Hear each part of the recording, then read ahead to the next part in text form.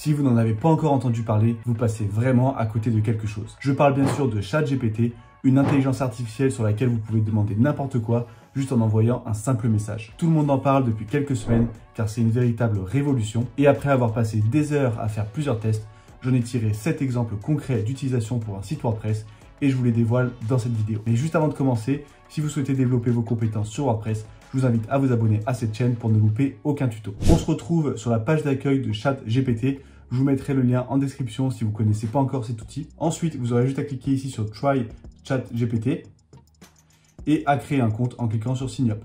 Moi, je vais me connecter et on se retrouve juste après. Et quand vous arrivez sur l'outil, c'est très simple. Vous avez ici une zone où vous pouvez saisir du texte et vous pouvez demander à peu près tout et n'importe quoi à cette intelligence artificielle. Ça va vous donner des réponses. Vous pouvez poser des questions pour avoir des informations, mais elle peut aussi générer du contenu, des articles de blog, des fiches produits, des descriptions, des emails, enfin bref, un peu tout et n'importe quoi.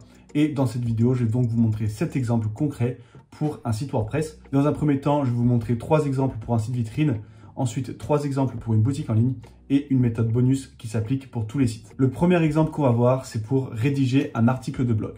Donc là, vous voyez que j'ai demandé à l'intelligence artificielle donne-moi un plan pour un article de blog qui explique quand commencer son potager. Donc imaginons que j'ai un site sur le jardinage, et bien je vais pouvoir lui demander ça. Vous pouvez demander directement un plan pour un article de blog sur une thématique générale, par exemple le jardinage, la cuisine, mais le mieux c'est d'avoir un sujet spécifique pour que l'intelligence artificielle soit le plus pertinente possible. Donc là, moi c'est un peu plus spécifique, quand commencer son potager, mais ça reste assez général et il faut bien comprendre que plus vous allez poser une question spécifique, plus vous allez avoir une réponse qui est cohérente. Mais rien que là, je trouve qu'on a un bon exemple de plan. Donc voici un plan d'article de blog. On a l'introduction avec la présentation de l'importance de cultiver son propre potager, la satisfaction de l'économie que ça peut apporter. Et ensuite, on a plusieurs points. Donc quand commencer son potager, comment se préparer à démarrer son potager, quand planter et quoi planter dans son potager. Là, vous voyez que pour le point 4, la formulation n'est pas terrible et on pourrait très bien demander à l'intelligence artificielle de reformuler ce titre tout simplement en écrivant « reformule-moi le titre » et on met « quand planter quoi dans son potager » entre guillemets. On pourrait s'arrêter là et avoir notre plan et rédiger notre article, mais moi je veux que l'intelligence artificielle rédige mon article de A à Z, donc je vais lui poser une autre question. Ici, vous voyez que j'ai marqué « rédige-moi un paragraphe pour chacun des points du plan d'article sur quand commencer son potager ». Donc il va reprendre les points précédents et écrire un petit paragraphe. Mais vous voyez que les paragraphes ne sont pas très développés, c'est assez court. Ça pourrait fonctionner pour un petit article de blog, mais si vous voulez donner plus d'informations, on va voir comment développer votre article. Dans un premier temps, j'avais dit de développer les points 1, 2, 3 et 4. Donc il me fait des paragraphes un peu plus longs, mais c'est quand même pas terrible. Et en plus, il s'arrête au milieu de la génération de contenu. Donc il y a eu un petit bug. C'est pour ça que plutôt de demander un développement général des plusieurs points, eh bien on va aller demander des choses spécifiques. Et c'est comme ça que l'intelligence artificielle va être performante et on va pouvoir rédiger un article vraiment très complet. Pour cela, je remonte ici, soit dans les petits paragraphes, soit dans le plan directement. Moi, ici, on voit, par exemple, dans le point 2, qu'il est important de s'informer sur les calendriers de plantation. Et donc là, eh bien, on va demander à l'intelligence artificielle quels sont les calendriers de plantation pour pouvoir l'intégrer à notre article. C'est ce que j'ai fait un peu plus bas. Ici, j'ai dit « Fais-moi un calendrier des plantations pour la France sous forme de tableau ». Et donc là, on nous donne quelques exemples. Et moi, vu que j'y connais rien au jardinage, je lui ai demandé pourquoi il n'y a rien entre mars et juin pour savoir si c'était une erreur ou pas. Et apparemment non. Ça vient du fait que dans cette période, c'est pas forcément fertile et donc c'est pas nécessaire de planter de nouvelles graines. Vous voyez que c'est marqué ici. Et bien ça, c'est pareil. Ce petit paragraphe, je pourrais l'intégrer en dessous du tableau pour les personnes qui sont débutantes en jardinage, pour leur expliquer pourquoi il n'y a rien dans certains mois. Donc là déjà, rien qu'avec ce tableau et ce petit paragraphe, on complète un peu plus l'article de blog, mais je peux aller encore plus loin, je peux remonter un petit peu, et ici, dans le point numéro 3, on nous dit que c'est important d'améliorer son sol pour optimiser la fertilité. Et bien là, je vais lui demander comment faire pour optimiser le sol. Donc hop, je descends un peu plus bas, je lui ai dit comment améliorer le sol pour son potager, et là pareil, il me sort plusieurs éléments pour améliorer la fertilité de son sol. Donc je pense que vous avez compris le principe. Vous allez dans un premier temps demander un plan pour un article de blog sur un sujet spécifique et ensuite vous allez reprendre chacun des points et lui demander de développer. Donc plutôt que de reprendre directement dans les paragraphes, vous pouvez tout simplement reprendre chaque petit point qui a été présenté et les développer. Par exemple, dans le plan, je pourrais reprendre ce point, présentation des différents facteurs à prendre en compte pour déterminer le moment idéal pour démarrer un potager.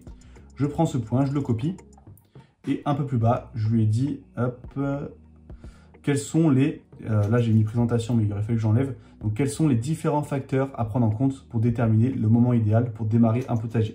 J'ai repris mot pour mot le point énoncé dans le plan, et là, comme ça, il me développe ce point précisément. Une fois que vous avez rédigé votre article, que vous avez un article bien complet, que vous en êtes satisfait, eh bien, on va pouvoir tout simplement lui demander un titre pour l'article de blog. Donc là, je vais lui dire, donne-moi 3 exemples de titres pour cet article. Je fais entrer et il va me générer des titres. Donc le premier est pas terrible. Quand est-ce le bon moment? C'est pas très français. Mais ici, on a déterminé le moment idéal pour planter son potager, les facteurs à prendre en compte. C'est pas mal. Et planter son potager au bon moment, les erreurs à éviter. Donc ça, c'est un titre qui est vraiment bien. Il est court. Et on voit qu'on va découvrir à l'intérieur de l'article quelles sont les erreurs à éviter. Donc ce titre est pas mal, on pourrait le sélectionner. Maintenant, on a notre titre et notre article. Eh bien, on va lui demander de faire une balise title et méta description. Donc ça, c'est pour le référencement. C'est ce qu'on entre dans le plugin Yoast SEO par exemple. Et c'est vraiment important de le faire pour chaque article de blog. C'est ce qui va s'afficher dans les résultats de recherche sur Google. Donc je vais lui dire, écris-moi une balise title et une méta description pour cet article. Là, on a le résultat. La méta description, elle est un peu trop longue, donc il faudrait prendre par exemple la première phrase et ensuite mettre directement découvrir les différents facteurs à prendre en compte. Voilà, je lui demande les erreurs à éviter pour démarrer son potager. Et on a une méta description également un peu plus spécifique. Là, on pourrait mettre juste celle-ci. Découvrez les erreurs les plus courantes à éviter pour démarrer votre potager et réussir à cultiver de délicieux légumes et plantes aromatiques. Donc vous voyez que très rapidement, on peut obtenir un article de blog. Bien sûr, c'est perfectible, il faut repasser derrière pour apporter quelques corrections, mais ça peut tout de même vous faire gagner beaucoup de temps. Et en plus, c'est du contenu unique, donc d'un point de vue référencement, vous n'aurez pas de duplicate content, c'est pas du copier-coller. Mais par contre, Google maintenant sait détecter des textes de rédaction par l'intelligence artificielle, donc il y a peu de chances que ça soit bien référencé. Mais si vous avez un site et que vous voulez seulement apporter des informations à vos clients, eh bien, ça peut être très pratique. Le deuxième exemple, ça va être un template de mention légale pour un site vitrine. Donc, bien sûr, l'intelligence artificielle, ce n'est pas un expert juridique, donc c'est à prendre avec des pincettes, mais ça peut vous faire une solution temporaire pour avoir, par exemple, des mentions légales sur votre site ou même des conditions générales de vente. Et donc là, vous voyez qu'on a le modèle de mention légale qui a été généré, on a ce site est édité par et hébergé et le directeur de publication du site.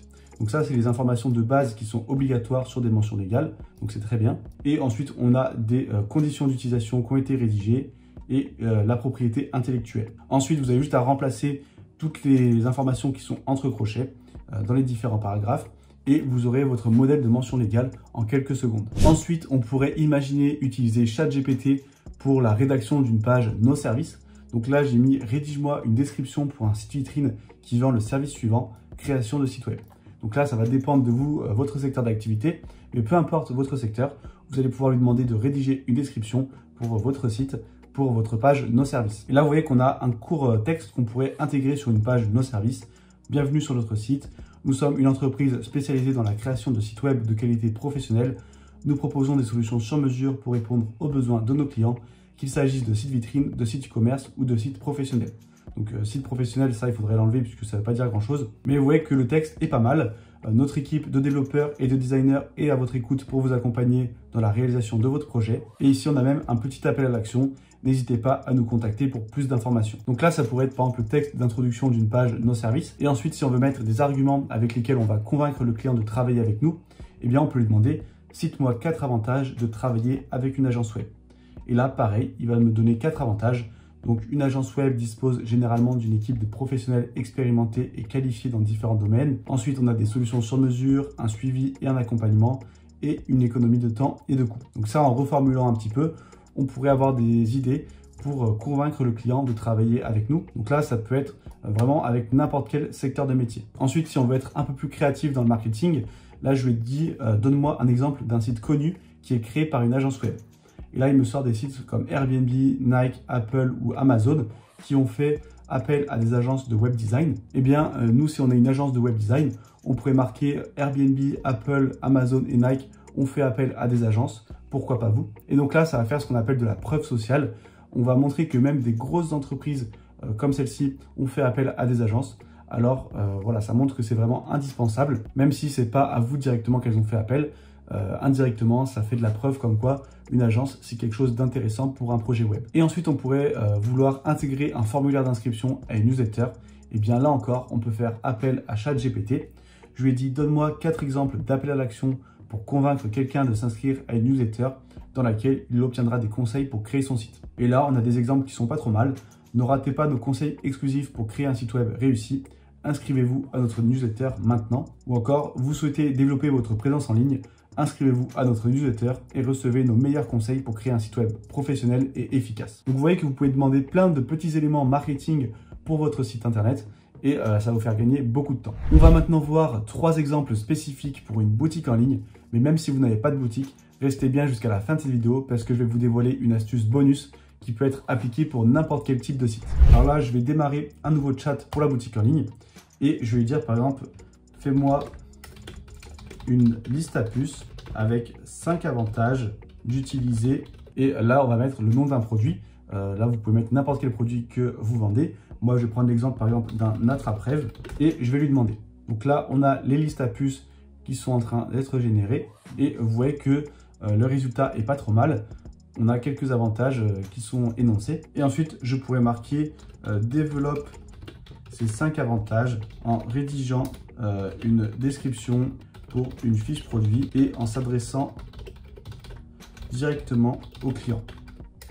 Donc là, le fait de s'adresser directement au client, c'est pour éviter d'avoir un ton assez consensuel et de parler à la voix passive. Là, on va directement interpeller le client et ce sera beaucoup mieux. Donc hop, je demande ça. Et là, vous voyez qu'on a des descriptions qui sont beaucoup plus parlantes. Voilà, c'est vraiment plus commercial, on va dire. Au lieu de dire les attrape-rêves de façon générale, là, on va dire notre attrape-rêve et on va donner les bénéfices et on va s'adresser directement au client en lui donnant son bénéfice. Vous vous réveillerez en forme et reposé. Pareil ici, on s'adresse au client. Si vous vous intéressez à l'art amérindien ou à la symbolique des rêves, notre attrape-rêve est l'outil idéal pour vous connecter à votre culture ou à vos croyances spirituelles. Enfin bref, là, on a des descriptions qui sont vraiment pas mal, qu'on pourrait intégrer directement dans une fiche produit. Et on pourrait même imaginer d'intégrer un petit paragraphe pour rassurer le client sur notre boutique et pour qu'il nous fasse confiance. Et donc là, je pourrais lui dire, fais-moi un paragraphe pour inciter le client à commander sur ma boutique en prenant en compte ces informations. Et là, on va mettre quelques informations de votre boutique à prendre en compte pour que ça soit bien spécifique. Donc par exemple, livraison et retour gratuit. Ensuite, on va marquer fabrication artisanale, paiement sécurisé et support client 24 heures sur 24 par exemple. Et donc là, on va voir s'il arrive à me faire un bon paragraphe que je pourrais intégrer à la fin de mes fiches produits en mettant faites-nous confiance ou pourquoi commander sur notre boutique. Hop, je vais faire entrer et on va voir ce qu'il nous donne. Et on a un paragraphe qui est pas trop mal. Nous sommes fiers de proposer une livraison et un retour gratuit sur tous nos produits et des paiements sécurisés pour une expérience d'achat en toute confiance. Nos attrape-rêves sont fabriqués de manière artisanale, ils sont uniques et authentiques et support client disponible 24 heures sur 24. Donc, vous voyez que ça a repris mes différents éléments, que ça les a formulés avec des phrases. Et donc c'est pareil, ça peut vous faire gagner du temps. Pour une boutique en ligne, on va maintenant voir que ChatGPT peut également rédiger des emails de support client. Donc on va voir un exemple tout de suite. On pourrait lui demander rédige-moi un email de support client pour une boutique en ligne pour répondre à une personne demandant où est son colis. Là, on a un exemple qui est pas terrible, donc je vais en rédiger un autre. Je vais formuler un peu différent. Je vais marquer email de support client pour suivi de colis. Donc là, voilà, j'ai un nouveau mail en demandant email de support client pour une personne qui demande où en est la livraison et le suivi. Et on a un email un peu mieux. Je vous remercie pour votre demande de suivi de livraison.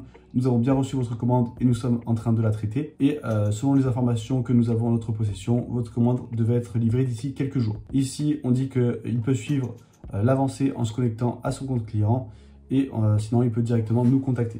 Donc voilà, vous pouvez jouer comme ça un peu pour avoir des templates de support client. Ça peut également vous faire gagner du temps. Et le dernier point qui pourrait être intéressant pour une boutique en ligne, c'est de lui demander quelles sont les questions indispensables pour une FAQ. Donc ça, c'est très important de l'intégrer quand vous avez une boutique pour diminuer votre support client. Ça améliore l'expérience utilisateur puisqu'il a une réponse directe et vous, ça vous fait moins de travail puisque vous n'aurez pas tout le temps les mêmes questions par email. Donc là, on va lui demander quelles sont les questions indispensables à intégrer dans une FAQ pour une boutique en ligne. Et voilà, on a 10 exemples de questions qu'on pourrait intégrer dans une FAQ. Donc on a des questions basiques qui sont indispensables. Comment passer une commande, comment annuler ou modifier une commande, les modes de paiement, les délais et les frais de livraison et le suivi de commande. Ensuite, la politique de retour et d'échange, comment contacter le service client et comment utiliser un code promo ou un bon de réduction. Vous voyez qu'on a des questions qui sont pertinentes pour une FAQ. Et là, pareil, ça peut vous donner quelques idées pour compléter votre FAQ sur votre boutique. Et maintenant, je vais vous dévoiler la petite astuce bonus. C'est que vous pouvez demander à l'intelligence artificielle de vous rédiger du code, donc que ce soit du code CSS ou du code PHP. Et donc ça peut être très utile pour avoir des petits bouts de code pour personnaliser un peu plus votre site. Par exemple, imaginons que ce bouton, il est en vert et je veux le passer en noir et que je n'ai pas l'option dans les réglages de mon thème. Eh bien, je vais récupérer ce qu'on appelle sa classe CSS, c'est-à-dire son nom dans le code. Pour cela, c'est très simple. Je fais clic droit, inspecter. Ici, je sélectionne la petite souris et je vais sélectionner le bouton. Là, vous voyez qu'on a classe égale et on a la classe du bouton. Donc, c'est single add to cart button et je vais le copier. Donc ça, je pourrais le faire vraiment avec n'importe quel élément du site. Et ensuite, j'aurais juste à aller dans ChatGPT et dire donne-moi le code CSS pour mettre l'arrière-plan en noir sur la classe suivante. Là, on met la classe avec un point devant et on demande. Et là, on a le petit bout de code qu'on aurait juste à copier-coller dans l'onglet de personnalisation, dans l'onglet CSS personnalisé du panel de votre thème et vous auriez la couleur d'arrière-plan qui se modifie. Et donc ça, on pourrait le faire pour des éléments un peu plus complexes ou pour, par exemple, changer la taille d'une police, changer la famille de police, enfin bref, personnaliser n'importe quel élément de votre site grâce à du code CSS. Et on peut même aller un peu plus loin en demandant du code PHP. Donc là, ce sont des petits scripts qu'il va falloir intégrer dans votre fichier fonction.php. C'est un peu plus technique. Mais par exemple, je peux lui dire, écris-moi un script PHP pour afficher un prix à partir de sur les produits variables sur WordPress. Donc là, si je fais entrer, il va me rédiger mon script PHP. Des fois, il contient des erreurs. Donc, il faut quand même avoir quelques notions en code. Mais dans certains cas, ça peut vous aider et ça peut vous faire gagner du temps. Vous voyez que ChatGPT est vraiment un outil très complet. Là, en plus, j'ai montré des exemples assez basiques, mais vous pouvez aller beaucoup plus loin et être vraiment créatif. Je vous invite donc à tester l'outil dès maintenant, tant qu'il est encore gratuit, puisque par la suite, il deviendra sûrement payant. Vous pouvez télécharger gratuitement les 17 ressources WordPress indispensables. C'est le bouton juste en dessous et vous retrouverez une liste des meilleurs thèmes, outils et plugins pour bien débuter sur WordPress. Et si vous souhaitez développer vos compétences sur WordPress, abonnez-vous à cette chaîne pour ne louper aucun tuto.